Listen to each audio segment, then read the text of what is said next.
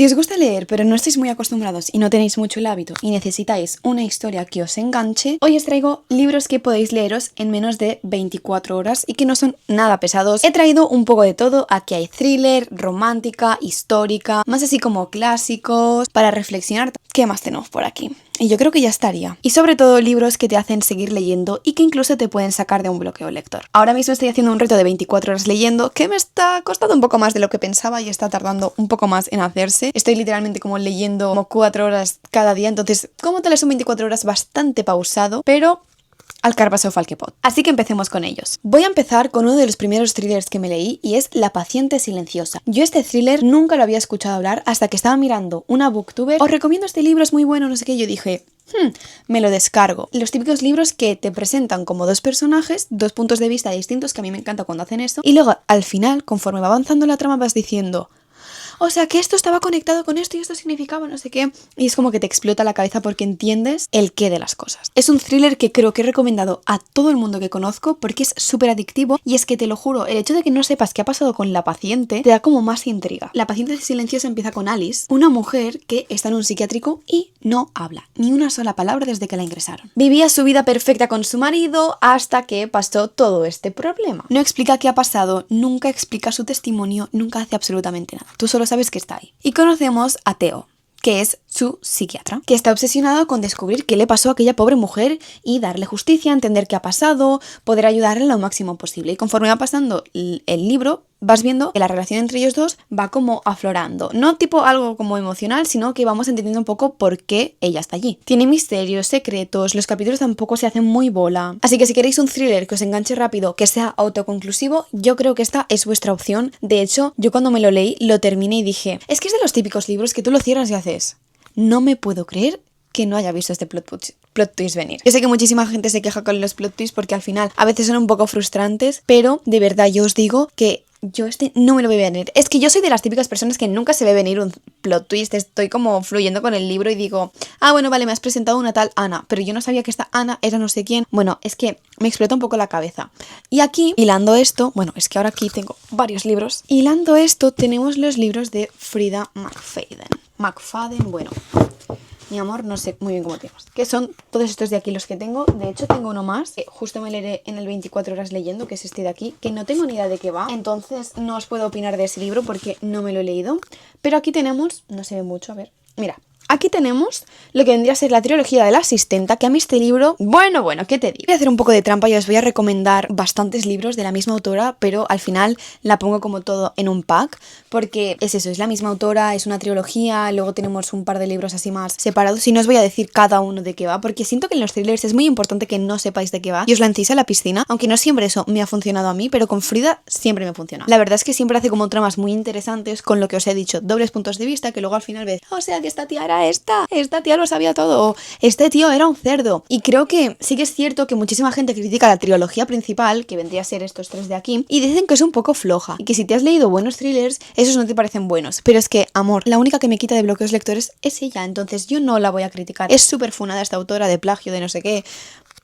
Mira, tengo que decir que me tendría que informar más, primero de todo. Yo eso te lo compro. Pero cuando estoy haciendo 24 horas leyendo, a mí lo que me apetece es un libro que me haga desconectar de la realidad y que me haga leerlo del tirón. Este libro, El profesor, o no sé si se llama La profesora en español, ¿cómo me leí este libro de rápido? Literalmente en una tarde yo no podía parar de leer. No podía, era muy heavy. Y mira que a mí los thrillers me dan miedo porque luego estoy en mi casa sola. Y es que no es que vivo sola, es que estoy en mi habitación, veo como las paredes y digo, ay no, es que sí, y si me aparece alguien de mi armario. Dios, qué bueno el libro. Es que encima me pareció más bueno porque te presentan, pues eso, una familia como súper feliz, un matrimonio y tal, y es en una clase, ¿no? Entonces mezclan cosas bastante perturbadoras. No voy a decir más. Y me gustó mucho, y encima lo que me gusta más es eso, que ves un poco como muchos puntos de vista en este libro. Diría que ves como unos 3, y eso a mí me gustó bastante. Pero es muy perturbado y hay como cosas de trigger warnings bastante tochos en este libro que no es para todo el mundo. Y luego también tenemos por aquí Nunca mientas, que este libro es muy interesante. O sea, básicamente se pierden, ¿vale? Es otra vez un matrimonio así como perfecto, no sé qué, todo súper bonito. Se pierden en mitad del bosque, se van a una casa, encuentran pues que es la casa de una psicoterapeuta, diría, que murió misteriosamente. De hecho, no se encontró nunca el cuerpo. Entonces siempre la gente culpaba al novio, tipo, sí, porque seguro que es culpa de este, no sé qué. Conforme vas escuchando las grabaciones de esta psicoterapeuta, te vas dando cuenta que la historia es mucho más complicada de lo que tú te pensabas. Entonces la protagonista quiere como encontrar la verdad sobre realmente qué le pasó a ella. Y es que es muy tocho porque todo luego está conectado, en plan, todos los personajes están conectados entre todos. Es que me acaban de venir flashbacks y es una fucking locura de libro. En plan, de verdad. Este está muy bien, mirar post-its bastante. Y la gente los critica un montón en plan, claro, es que el plot twist que te veías a venir, es normal que no te lo vieras a venir porque era imposible que pasara. Bueno, un sinfín de cosas. Tengo que decir que a mí sí que el final se me hizo un poco rápido. Son libros que no superan las 400 páginas. Entonces, claro, piensa que en pocas páginas tiene que hacer un montón de cosas. No siempre sale de la mejor manera y a veces sientes que va como un poco rápido el final y como que muy precipitado. Sí que os digo, de verdad, para 24 horas, gente que no estáis acostumbrados a leer, go for that one. Y luego es eso, la trilogía de la asistenta simplemente es una chica que ha estado en la cárcel, entonces nadie la quiere contratar. Y se busca un trabajo de literalmente asistir. ¡Ay, se me caen los libros, por favor! La que limpia. Hace eso, cuida a la niña y tal, y luego, bueno, van pasando ciertas cosas, va viendo un poco la realidad de cada persona y todos los personajes están conectados entre sí, bueno, lo de siempre. Y luego es la parte 2 y la parte 3. Es, diría, su única trilogía, porque los demás son autoconclusivos. Y está bastante guay que haga autoconclusivos. Luego tenemos Al Secret de la Mare, creo que se llama igual en español, El Secreto de la Madre. Mirar, es que literalmente es súper cortito. Creo que no tiene más de... ¿Qué te diría? A ver. Mira, no tiene más de 169 páginas, pero mirar la letra, o sea, es enorme. Quiero decir, no creo que tengas ningún tipo de problema en leerte este libro. Y además, ¿veis? Hay páginas que acaban así, páginas que literalmente son tercera parte. Y eso hace que se te haga muchísimo más ameno. Y aquí simplemente nos presentan diferentes puntos de vista. Es que me encanta cuando hay diferentes puntos de vista y todos se juntan y todo tiene un sentido al final. Es como súper satisfactorio poder leer esas cosas y que diga, ah, este era con este y este con no sé qué. Y es muy guay porque simplemente son una madre y una hija que han ido protegiendo a gente durante la guerra nazi. Y es muy interesante porque los protegían literalmente en su casa. Uno se escondió como un huequito que es que ni casi cabía. Después otros se escondieron como abajo, como en el... No como en el sótano, sino... Había como un hueco en la casa y se escondieron allí, otros en el establo. Era muy heavy. Encima la madre se hizo amiga de los soldados y les daba de comer con tal de que pues no pasara nada y en plan lo estuvieran como pensando, ah, vale, estas son nuestras aliadas, y en verdad no. Y no sé, me parece muy bonito la historia romántica de la hija con un chico. Qué bonito es el fucking amor. Me encanta leer libros así y me gusta mucho porque tiene un final feliz y es una historia que pasó realmente. Es que es fantástico. Encima lees un testimonio que realmente existió. Y es eso, súper corto, no se te hace nada pesado, literalmente te lo puedes leer en una mañana. Y es que es tan bonito, en plan, cómo está escrito también. Y mira que yo me lo leí en catalán. Y aunque es mi lengua nativa, no estoy acostumbrada a leer en catalán. Entonces se me hace un poco raro al principio. Conforme yo iba leyendo, era como, no, o sea, ¿qué le va a pasar a este personaje? No sé qué, ay, por favor, que este sobreviva. Ay, no, este se está a punto de morir. Ay, no, este que se ha enfermado. Tan bonito este libro que es que cada vez que pienso en este libro y digo, wow. Qué bonito que exista gente así, qué bonito que exista gente que se protege entre ellos, qué bonito que exista gente que merece que vivir haga la pena, ¿sabes? Que merece que haga que vivir merezca la pena. Hostia, no sé ni hablar, ¿eh? Pero me gustó un montón. En ese aspecto fui muy feliz de poder leer este libro y encima es que me lo encontré literalmente en la calle. Es que ni me lo he tenido que comprar. Y es un tremendo libro precioso, hermoso y maravilloso. Después tenemos a Sally Rooney, Gente Normal. Ya sabéis que este libro sí que os expliqué que había muchísimas faltas de comunicación y a mí esto me daba demasiada rabia, o sea, era como abusivo, ¿sabes? Pero me gusta porque al final es la realidad de muchas relaciones. Tendemos como a idealizarlo todo y que todo es muy bonito y no es así. Tristemente hay relaciones que acaban siendo así. Son muy tóxicas, dependes uno del otro, no acaba llevándote a ningún lado. O sea, siento como que está guay que haya libros de la realidad, pero también está totalmente válido que muchísima gente quiera leer para evadirse de la realidad. Entonces este libro no es para ti. De hecho, te deja con un final abierto. I'm so sorry, girl. Had to advise you. Y aquí nos presentan a Marianne y Connell, que bueno, básicamente son compañeros de clase, como que se gustan, pero no quieren como juntar los grupos porque pues uno es más popular que la otra. Ay, lo típico de instituto. Y conforme van creciendo vamos viendo su relación y claro que realmente su relación no ha avanzado, se ha quedado como en el instituto. Entonces es como que cuando se juntan tienen esa mentalidad de instituto. Creo que se puede leer bastante rápida, pero yo no os diría que este libro es de romance. De hecho, yo os diría que es que no sabría catalogar de qué es. Obviamente, pues al final son dos personas que han tenido problemas, se han ido encontrando a lo largo de la vida y es como es muy heavy porque siempre que pasaba algo se iban encontrando constantemente. Entonces, claro, tú lo piensas y dices, van a acabar juntos, pero al final no acabas sabiendo cuándo acaban o no. Vale, este libro me apetecía mucho meterlo, que es El Código Da Vinci de Dan Brown, y es un libro que me apetecía meter en este ranking porque es del típico libro que no pensarías literalmente son casi 600 páginas. No pensarías que esto te lo puedes terminar en 24 horas, pero yo lo hice, tías. Bueno, lo mejor de todo es que al final, en este libro aprendes muchísima historia del arte. Es muy interesante en ese aspecto. Obviamente, si no te gusta esa rama, pues no te va a gustar este libro y se te va a hacer pesado. Pero te explican muchísimo, obviamente, sobre Da Vinci, sobre sus obras, sobre los inventos que nunca hizo. Nos presentan también una trama de misterio. La protagonista, que se llama Sophie, su abuelo, le dejaron de hablar, su abuelo aparece muerto. Entonces es como que tienen asuntos por resolver. Tenemos que saber por qué se dejaron de hablar. Muchísima gente traiciona. Sale el Opus Dei, salen temas religiosos. Muy heavy. Y van por las calles de París, pues intentando descubrir un poco la verdad y qué ha sucedido y cómo lo pueden arreglar y qué le ha pasado al abuelo. Seguimos a Robert. Es un profesor de simbología que se involucró, pues en este caso, cuando matan al abuelo en un asesinato en el Louvre. A partir de ahí, pues empiezan los códigos, las pistas, los enigmas, los anagramas, los no sé qué. Y es muy interesante cómo van resolviendo y consiguiendo lo que querían buscar, que es qué está pasando. Es uno de los libros con capítulos súper cortos que tú te los lees y dices, es que tengo que ir a por el siguiente. Y aunque la letra, ¿veis? Es que incluso la letra es bastante grande, no se hace nada pesado, porque a mí normalmente cuando hay libros con letra tan chiquitita, como que me agobian mucho, pero es que lo tengo súper anotado. Es que tengo muchísimas ganas de hablaros de este libro cuando haga un wrap-up, pero es que el problema de hacer los wrap-ups es que tardo como una hora, entonces claro, tiene que ser un día que yo pueda hablar mucho tranquilamente. Luego tenemos una trilogía que se llama Dunbridge Academy, que básicamente tenemos el 1, el 2 y el 3. No os voy a explicar de cada uno porque al final no tendría mucho sentido, pero sí que es cierto que a mí este típico libro trata sobre romance de instituto, problemas que tienen los chavalines, lo están intentando resolver, y a mí el que me gustó más diría que es el segundo. Creo que había una historia bastante bonita detrás. El primero sí que me costó un poco más porque no sé, no siento que sea como las tropes que a mí me gusten más. Sí que es cierto que cada libro te aporta una cosa distinta, te enseña también muchísimas cosas de autosuperación, y a mí eso me encanta. Cuando un libro me enseña, es que yo no voy al psicólogo, los libros son mis psicólogos. Entonces, si soy una persona que sobrepiensa un montón y está leyendo un libro donde la protagonista sobrepiensa un montón, las cosas que diga para no sobrepensar tanto, yo las voy a intentar probar y normalmente siempre acostumbra a salir bien. Por eso me gusta tanto esta trilogía, porque al final le tengo mucho cariño, porque encima,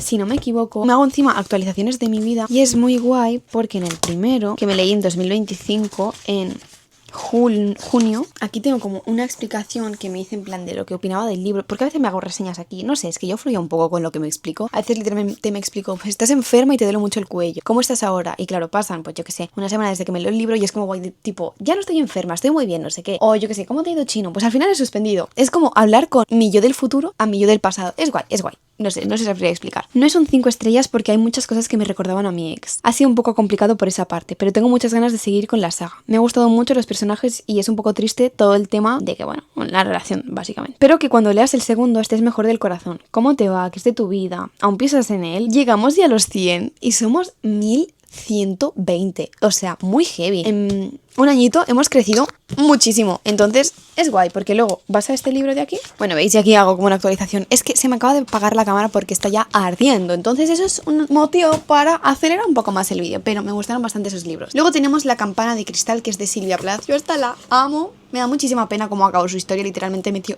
su cabeza en el horno. Así se suicidó, tía. Seguimos a Esther, pero es una joven que básicamente vive como rodeada de más jóvenes en como una casa, y cada vez que va pasando el tiempo se ve como más desconectada de la vida y como que hace más reflexiones y se raya más y se come más la cabeza. Es una novela bastante introspectiva que te hace al final reflexionar sobre La campana de cristal, en plan entender como el origen del título. No es precisamente un libro que yo te diría que es fantástico y es como La vida de rosas, es un libro crudo que te explica un poco la realidad de que no todo siempre es bonito. Aunque sea un clásico, yo creo que no es un libro especialmente difícil de seguir. Sí que es cierto que no es para todo el mundo, no es el típico libro que tiene un final feliz, es un libro que tiene un final real. Por lo tanto, si os queréis adentrar con los clásicos, pero os da bastante respeto, yo creo que empezar con La campana de cristal puede estar bastante interesante. Además, no sabéis lo que te vas a esperar y creo que siempre leer novelas así sobre autoras que han tenido un impacto a lo largo de la literatura creo que es bastante importante, sobre todo si nos gusta leer. Yo no digo tampoco que estéis obligados a leer clásicos, ni mucho menos, pero a los creadores de contenido creo que es importante también que serían un gran baremo de artistas diferentes para que le den voz a esos que ya no tienen tanta voz, ¿sabes? Porque al final sí que es cierto que Silvia Plath se ha hablado un montón, Pero, por ejemplo, tenemos aquí El Club de los Poetas Muertos y yo no he visto a mucha gente que lo recomiende. El Club de los Poetas Muertos es una película también, es una película muy bonita, está muy bien hecha y creo que si no sois de los libros, ir a por la película, no hay ningún tipo de problema porque es una historia muy muy bonita, pero el libro también es súper cortito, te lo lees en menos de un día, es perfecto para un maratón y aquí, ¿qué te digo que no se explica, sabes? La historia está ambientada en una escuela privada bastante estricta con las notas, con lo que hacen y les exigen muchísimo, hasta que llega un profesor que se llama John Keating y les enseña una manera completamente diferente de pues enseñar a los alumnos. Es que también tenéis que pensar que es gente joven. Lo típico que hacían era estar sentados, estudiar, hacer un examen. Y entonces él decía que así no es la manera lógica de aprender, porque es que no aprendes nada, porque tienes que aprender participando en clases, ¿sabes? Como haciéndoles reflexionar. Les anima a no seguir las normas, cosa que hace que al final acabe saliendo un poco mal, porque obviamente eso a los padres no les gusta, porque es totalmente lo que no están acostumbrados a ver. Y entonces les anima como a cuestionarse a ellos, a entenderse,